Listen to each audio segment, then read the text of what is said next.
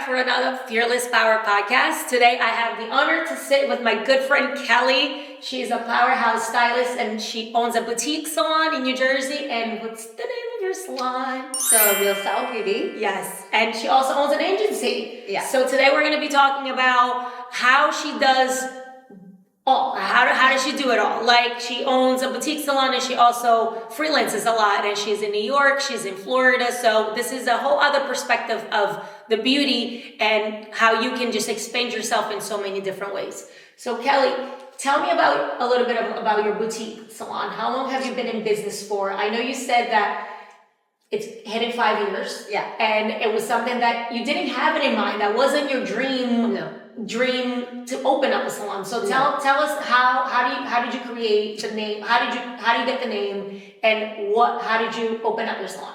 Okay, so I started my business in 2011, and I created Reelstyle, Reel, knowing that You guys are in Melbourne. we're in Melbourne. Okay. But I didn't have a location until 2020.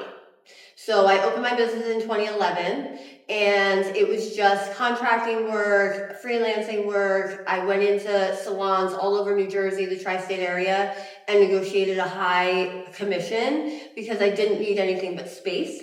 And at that time, renting and chair rentals and stuff like that was illegal. Yeah. So I would go in, negotiate a high commission because I didn't need anything but the space. I would bring in my own clients.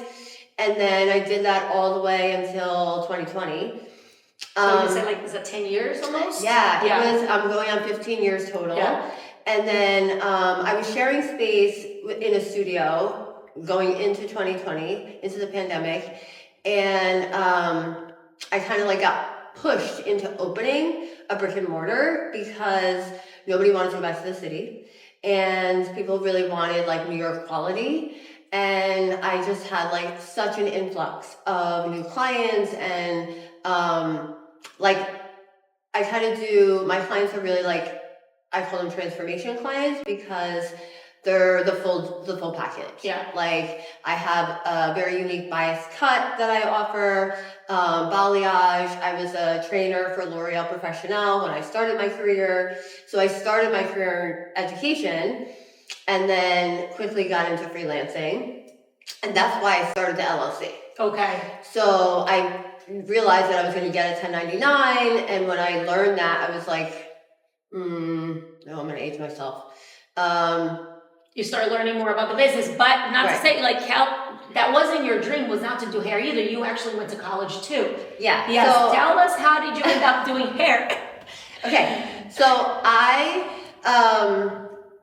honestly, doing hair was never really a choice. It was a calling. It is 1000% my calling to be artistically serving other women. Yeah. I got my beauty license in high school, so shout out to Morris County Votech. And we have two girls here now from there. And I was I convinced my brother to let me cut him and his friend's hair with some random pair of scissors when I was 12. And he was 14. I just, whatever. I was almost working full time. What seemed like full time as a 17-year-old in a salon, still in high school. And then I went to college wanting to design wedding dresses. Okay. So I applied to FIT. I didn't want to go anywhere else. It was my only option. And I got in, and it was a lot. You had to sew stuff. I didn't know you had to sew stuff. I will never forget that moment where I walked into this classroom and it was all these industrial sewing machines, and I was I don't know if I'm in the right place. Yeah. Did you graduate? So, I did graduate. Okay. Is that a 4-year degree or 2? It was a 2-year degree, but it took me 3 years. Okay. I had crazy stuff going on in my personal life and my family at that time, and I really pushed to finish the degree. But I was doing hair to help pay to put me through school. Yeah. I lived in the city for about 2 years, and the last year I commuted. Okay. But right out the door, I took every opportunity I could to intern. And Fashion Institute of Technology offers so many good internships and like opportunities with high profile designers, and it was just amazing. So I was 18, like backstage New York Fashion Week when the shows were at Bryant Park.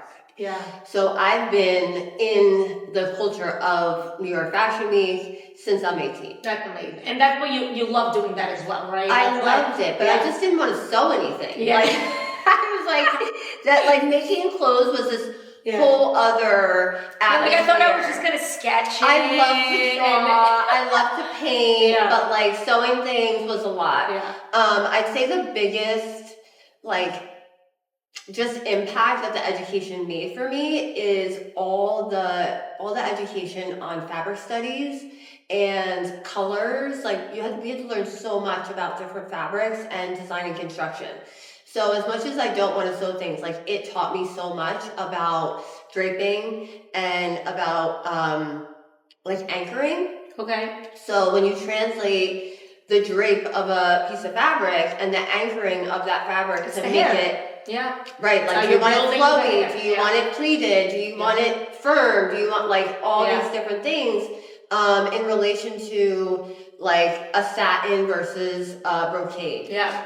You know, or wool. And that kind of opened up. So when you started doing hair, you kind of related that back to like hair designing hair, right? Yeah, which is a word that we don't really use a lot anymore. I didn't realize that that's what it was, but like I've had such success with different textures and constructing like next level hairstyles, and it's really because of my understanding of design and construction with fabric. Right. We all have a way to get into the beauty industry, and that's what I find is so unique. Some people know right away that they want to like do hair, and they go to full tech right off the bat, and they're in the salon right away. Some people, like I went to college, I switched majors 3 times. So I didn't go to beauty school until I was 24. Okay. So, and then it clicked. Right. When, you know, but talk to me about your salon boutique, and then how do you, because I know you work 2 to 3 days a week in a salon, and then you do a lot of fashion week, and you do a lot of photo shoots and things like that. How do you balance your salon clients with your clients that you're doing, you know, New York City clients, was that? So my clients are great. I guess your agency clients, right? Yeah. So my clients are amazing, like in the salon. They've always like been flexible because the balance of working outside of the salon has always been as predominant as inside. Okay. So it's always been my culture.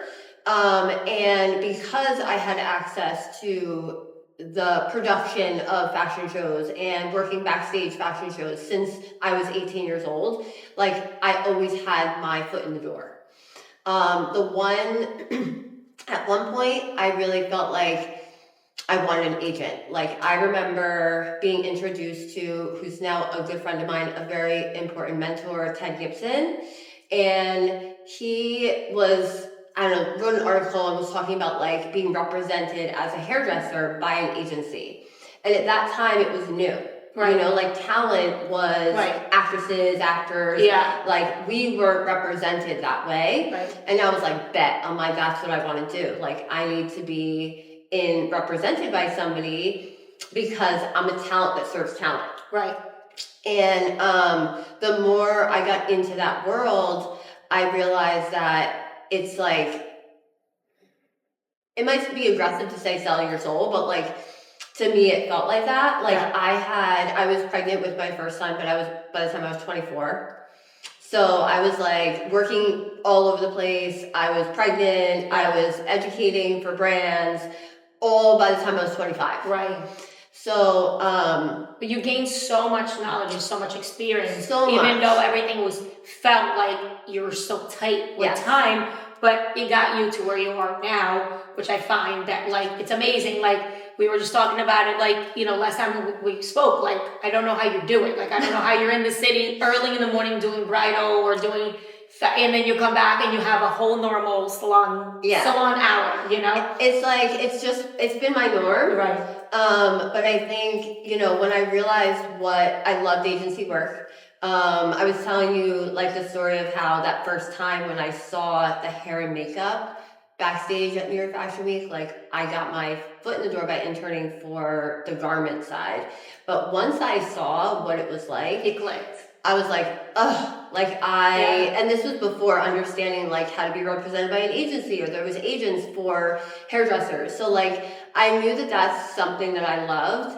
But the more I learned about it, it felt like it was all or nothing. Yeah. Like you either get in with an agency if you want these jobs, or you're like irrelevant. And so how many people do you have working for your agency right now? So we, at the end of 2025, we will write out about 17 to 18. I don't know if I'm including that number. That's like 17 or 18, but 1099s. Okay. And then you also have your salon. Yes. stylist. So including myself, it's 4 full-time hairdressers. Do they go out and do outside work, or they're all in salon? Yeah. So their culture wasn't originally that way. I have one hairdresser who's been with me since right out of school, and she's always been like my right hand when it comes to bridal or fashion or anything that I need. Like she knows me and solid assistant. Yeah. That's developed into a strong lead.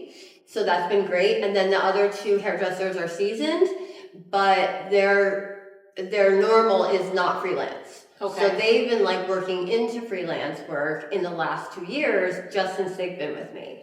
What would you have to say to anyone that's looking to start their agency? What's some of like that you can tell them that they should do? Like what's the question? So what's something you can tell anyone that is trying to break into the bridal and the high fashion, and they want to maybe work for an agency, or they want to open up their own agency? What's something that you can tell them that you can share some knowledge? So it's one thing to be hired, right? Like I've been invited into some really impressive rooms, and even as a stand-in, right? Like maybe I wasn't the first choice, but something happened, and I've always, because I didn't want to be tied down to one agency, once I learned a little bit more about it and I had a family, I took every opportunity in these high profile settings and high pressure settings with the notion that I was going to like exceed expectations. Like I wanted to go into these rooms and I wanted people to feel and know that I belong there and that I could perform. So, and a very strong statement was made to me, and it just stuck with me, and I believe it's so true, is that it's one thing to be hired, but the real compliment is to be rehired.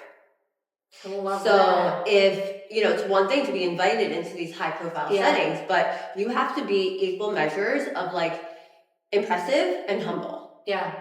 And you have to offer things that, are valuable to a room and be able to read a room in a way that's like equally powerful and quiet. I love that. And that, I think that goes to, for any beauty, business. It could be inside of a salon, or it could be a one-day contract. I think that's awesome. I love that. That's definitely a stick. So I have a really good question. Okay. What advice would you give someone that's looking to do both streams, like salon and bridal and high fashion? Like what advice you give them? So I have 3 streams. Okay. I have e-commerce, I have salon, and then I have agency. Okay. And they're all very different. So I think it really is like having one that's solid, and I think somebody who has a solid stream, you can always build off that stream. Right. But if you want to do something different, then create the space to work on a fully new stream. Right. And finding the time, which I think having is the time, time blocking is really important. And I say this giving myself the advice, right? Because we're all like trying to do our best. Yeah. And I think, having that boundary to say, when you start something new, what are the demands? Because we can always anticipate, and like as creatives, we have so many ideas. Right. So having the discipline and like a little bit of a roadmap that is completely separate. One of the things that I struggled with is having like the same team members work on 2 streams. Okay. And I literally have this right now. So I won't say it's a problem. It's just a challenge that I would give other entrepreneurial, like beauty professionals, the advice to not do it that way. Like separate. Yeah, Whoever like does this. Okay. right now, the artists that are in my studio, they cross over. Right. So they get paid in two different structures. Right. So we're constantly having to map out what that pay structure looks like based on the contract, based on the client. And I think it's been easier. Sometimes I look at my freelancers who I never see except for on Zoom or in a hotel room. Right. And they're less work. Right. You know, like I'm more do you find yourself that you have to meet with your freelancers like once a month on Zoom, or do you have that type of? We do. What I do is I try to like get in touch with them almost like immediately before a job. So lay out the expectations, and then our concierge manages the contact, like the on-location contact, and the client, and then them separately. So depending on the client, sometimes we create group chats that the client will have access to their stylist, but in many cases, it's like our concierge is dealing with the client, and on another thread, they're dealing with the artist. Right. But the artist has a call sheet, they have all the expectations, any notes that the client may have given about their expectations, what they're wearing. And that's something you create, or is it something? Yeah. Which that itself takes work. Right. Would you give your stylist that is looking to build multiple streams? Yeah. So the most important thing is the delegation, the separation, and the boundaries. It's so easy to pull an artist from one area of my business and say, hey, I need you over here. And it's my culture now. Like, I'm not going back. Right. But I think someone that's starting out to say, this is my salon business, or this is my freelance team, and then I'm going to open this boutique, or I'm going to create an on-location team. I think keeping it separate is probably a little more peaceful. It's got more simplicity to it. Yeah. So I'm not upset with what I have. Because it's just been such a great blessing to like have this culture of women, and it's working. But I think based on your sanity and always trying to like avoid burnout and doing too many things at once. But also too, like if you hire someone that for a salon per se, and now this person's now super interested in the bridal side. Yeah.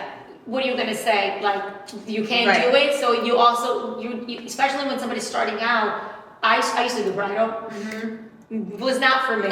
So, and then I went into like highlights and extensions.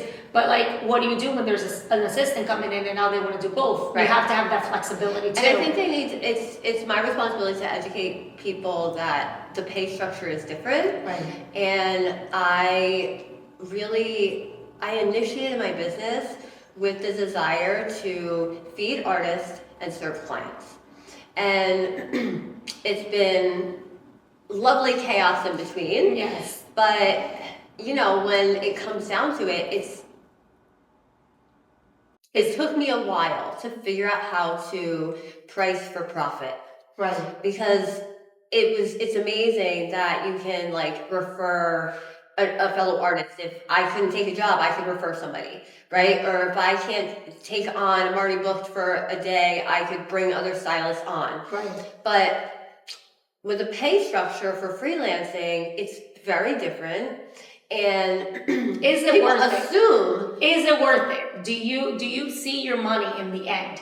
Because you see so much of like the high fashion, Instagram, all over social media, all these like beautiful places and the most beautiful like rooms. Do you get paid right away? Is it worth the whole driving, the non-sleep, and it starts as a labor of love. Okay. Like it absolutely is a labor of love. I think it takes time and dedication to get in the doors where people can rely on you, or you get into agencies where you can actually make money. It's taken me a while to really figure out how to build a team that's priced for profit, and not because I want to make all this money, because Kelly makes her own money. Right. I have my own clients. Yes. Right? But I realize that to price for profit, when it comes down to business, is so that I can send a social media team out and capture what my team is doing. Right. And market during January, February, and engagement season. Right. So, and I think with fashion, there's majority of artists working New York Fashion Week do not get paid. They're doing it for their portfolio. They're doing it for even a marketing investment. You can write it off. There's a lot of teams that you can join, but you pay to show up in that arena. Unless you are a salon that invests a lot of money in a brand that wants to bring you on to their New York Fashion Week team, because you already spend a lot of money with them, so they're like, oh, let's invite Lou because she, buys X amount in a quarter. Yeah. Let's invite her. Like, you're paying to show up. Right. And it's a worthwhile investment if you can convert that experience into growth. Into growth, yes. So, would you say if you were just starting out, what would you say? It's not that it's easier, because none of the streams are going to be easy, but is it easier to build a bridal New York City like agency workflow, or is it easier to be a stylist at a salon? Like, I think if you hone it in on a salon that's stable and has a great growth structure, it's easier to be at a salon. Right. 1000%. Freelancing it's a lot of independent work. You're advocating for yourself. You're humbling yourself, you're traveling, like the amount of sacrifice that my family and I have endured for me to be in a position where I can say, I am getting hired at New York Fashion Week, and my teams are getting hired at New York Fashion Week, and we're being published in Vogue. Right. Like, it came with a lot of sacrifice and hardships on my marriage, on my children, on my business, on my family, but I'm 15 years in. Right. So it depends. Like, my advice would be to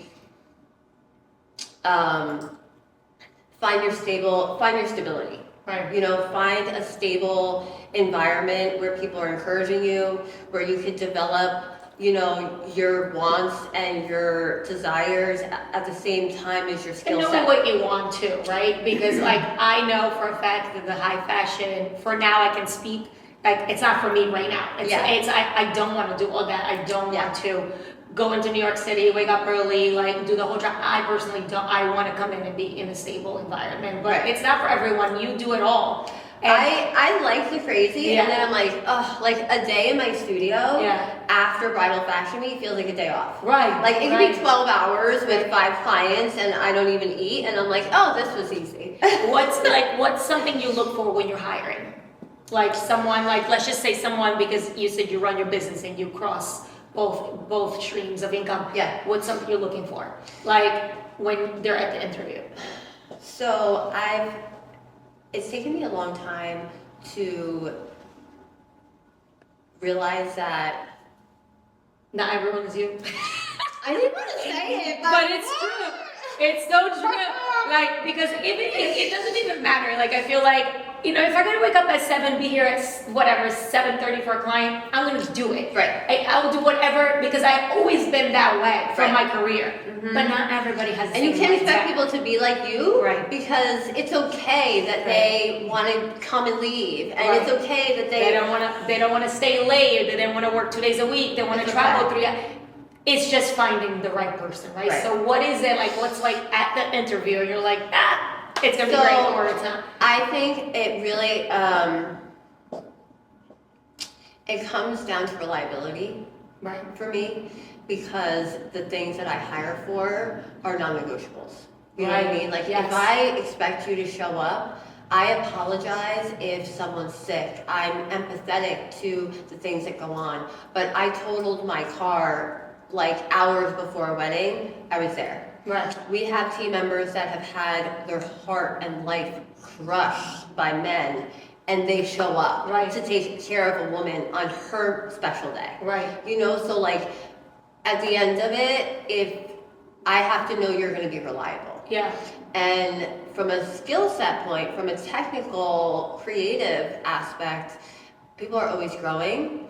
And there was one experience one of my first times working with Ted Gibson backstage Fashion Week, and we did this show. And do you know what a rickrack set is? No.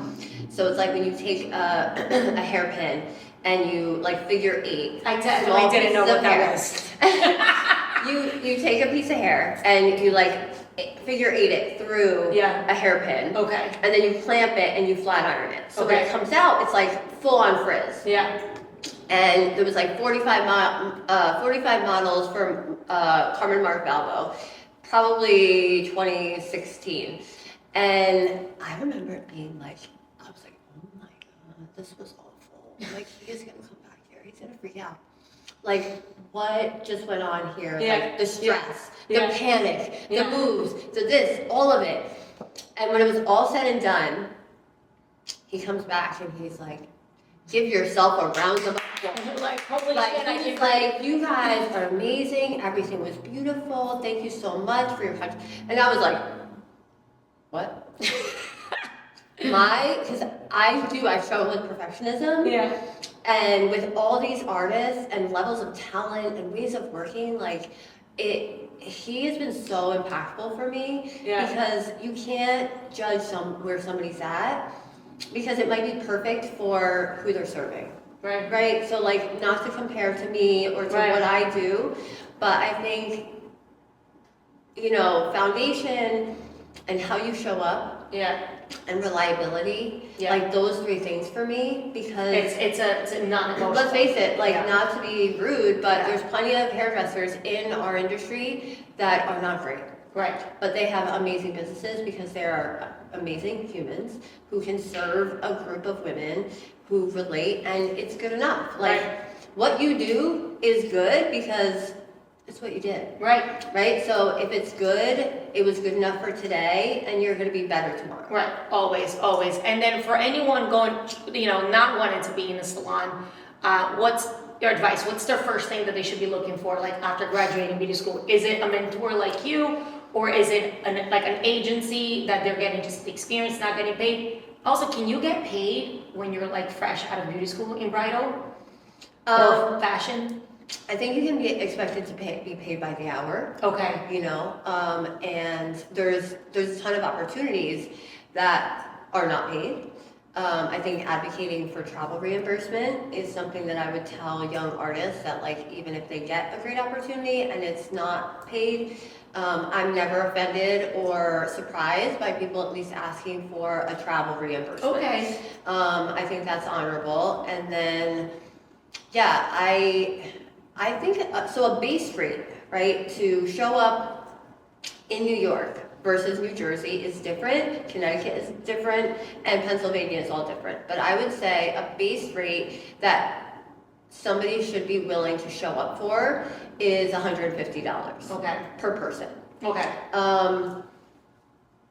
That, there's a lot of variables Right. when I say that. Of course. Yeah. But that's not necessarily for someone who's new. Right. But that's somebody who can manage multiple heads. Right. That's somebody who is reliable and that can be hired. I mean, let's face it, even when you think of a bridal party, we make the most money on the party, not the bride. Right. So in those settings, like, you're making 150, 125 a head, and you do 6 people. Right. So what is your capability? Right. And also too, like, it comes with the experience and the time you have, right? Because if you're with someone that has a bridal party, you might have to assist first. Yeah. Because you can't. Right, paying by the hour. You're paying by the hour until you hit that commission that you're actually doing the actual client. Yeah. And you also have to be able to do it. Right. Which is another reason why I can't do bridal, because that pressure, like, oh my God, what if she doesn't like her hair? And I'm the only person there. Right. Like, if something goes wrong, I have to solve it. Yeah. There is no break room. Right. To go and be like, hey, can you help me out with that? So that's a huge, like, also intake that I feel like And there's people. so even recently, like in the last 18 months, I've taken a few jobs with an agency that was under $300 to show up. Right. Right. And that's you doing hair this after is 15 me. years. Right. Yeah. But the agency that it was, the opportunity that it was, what the call that it was, was something I was willing to do. Right. Because I understand what that does by positioning me Right. and impressing someone in that situation Right. to then get the next level job. Yeah. And I will say that, you know, because I've had a family and because I didn't want somebody to have control over my time to say, hey, I booked you Town and Country magazine, you have to be in the city on Friday at 4. Like, no, I need to see my son play football. Right. You know, so I don't want to do Town and Country. It's not on brand for me. Right. Right. So I kept my foot in a lot of these arenas, but I didn't fully commit. And I think you have to be willing to take maybe less pay sometimes, but you know, I've worked on Say Yes to the Dress. I've worked on Project Runway. Right. I've worked with the Armani family. Right. I've worked with Priyanka Chopra, right? So like, in a balance of all those things, I just told you I'd show up somewhere for $300. Right. Yeah. So I think there's like the balance of knowing your worth and then value. And I've positioned myself where I work for multiple agencies. And when something happens, this is bridal, this is agency work, this is fashion work, I get a lot of calls when someone else hasn't performed well and they need a backup that is solid. Right. Or when a flight cancels. Somebody they hired now is not Now showing can't up, do it. right, last minute. Right. And it's served me and my business well to And be that person. what is your Instagram handle? Because I know Okay. that's something you said you wanted to work on because Callie feels that her social media present is not, it doesn't show how No. busy you are. Yeah. Even though she has a lot of followers, she still feels like. So I have like, she should. I think 3,000 followers. Yeah. I don't even know, honestly. Yeah. Like a little over 3,000 Yeah. followers. It's real. 3,100. I don't even know. Reelstyle Beauty, 2 E's, REEL, style_beauty. And yeah, because I feel like I said earlier that what I do has really been a calling. And listen, I have content. Like I take content. It's just taking the time to. It's then also the control and the professionalism Right. to release it to somebody that understands my story Right. and understands what I really do. Right. Because I've been invited into these high profile rooms, like I've signed a lot of NDAs. Right. Like I also have clients that have wild stories that I at some point maybe I'll write a book. Yeah. But I can't even talk about who they are or why I was Yeah. called. Yeah. I have to Wait, figure now out I how. want to know. Before we wrap it up, tell us one of the craziest scenarios you have put yourself in. Oh. Like, just give us like one little crazy one, because I'm sure you have seen everything. But there was when Emiliani was still like the place to be. Yeah. They were doing the big Fourth Dimension show in Atlantic City, Taj Mahal. Okay. And because I had just had surgery, I had oral cancer when I was 27, and I had just had surgery, and I was like working with a salon, and to like still have income and still like be creative, I was helping them with this show. We built these massive headpieces, and I did the dresses because I was home. Yeah. So I don't even tell people because I don't want you to ask me to do a dress. You had the soak? No, I glued. Like, honestly, that's where I found out that you could, like, fabric glue Yeah. is a thing. No stitching. E6000. Yeah. Okay, so I helped with this show, and we were like, I thought I had done my job. I was like more on the clothes than I was on the hair. I had contributed to the design of the hair. And then the day the show comes, and no offense, but a bunch of men really built the structures of these hair pieces. And they're massive. They were like 4 or 5 feet big. Oh my God. And very like Nicholas French. Yeah. They wouldn't stay on the women's heads. Right. So they were panicking. And they're like, Kelly, what do we do? Like, what can we do? And I'm like, you have to braid it to her head. Right.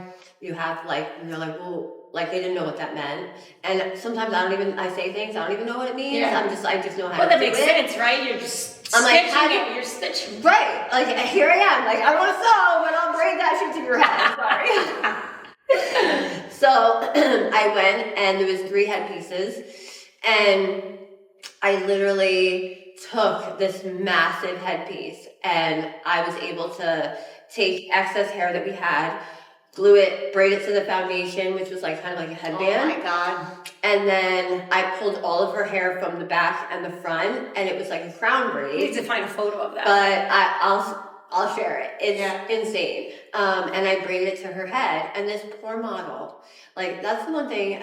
Right. They always say It's their job, Yeah. but like they're Yeah. human. Yes. You know, like Yeah. they will remember you. Yeah. So be kind to them. Right. And she actually became very famous. She's a famous actress now. I like learned so much because it's something that I am not exposed to as much anymore. And just knowing that you're just amazing. You're like, you work in the city, you work in Jersey. Yeah, what you do, I mean, listen, it is something to be said for like the consistency of running a brick and mortar, a huge team, to grow and to not like murder people. I feel like I'm so done. Well, I guess before we wrap it up, my last question is, are you always hired since you are in an agency? Are you always looking for people? And if so, what is the best way for them to apply to work for your agency or your salon? So the best way to reach out to me is through our concierge number. Okay. So that number is 973-604-8775. Okay.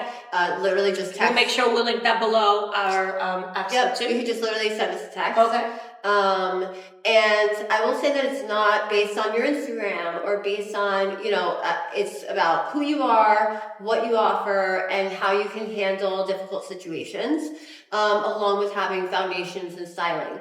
Because we have a very multi-level demand. When it comes to fashion, it comes to bridal, we kind of work our way up, as far as being able to like rely on someone. But we are always hiring, and in certain seasons, 17 contractors was not enough. Right. So we just, we really have. I think that's great that you said that too. Like, because I feel like sometimes people won't even apply because they think their socials are not as good to apply. So I think that it's a good thing that you said that. I think even now social media, it's like for some people that feel like they're either not doing enough or they're not doing as well as someone else is. Like that's an advice right there. Well, I do have a standard, so I will say people have different opinions about it, but I don't share my artist's social media with clients that we are negotiating with because I believe it is unfair for them to walk in right, with whatever perspective they have. You're hiring Reelstyle because you trust Reelstyle is going to take care of you. So you don't get to judge who I hire. I judge who I hire. Love that. Love that. Yeah. Oh my God, that was amazing. I love ending this way too. Yeah. It was so good having you. Thank you so much. Yes, and I will see you soon.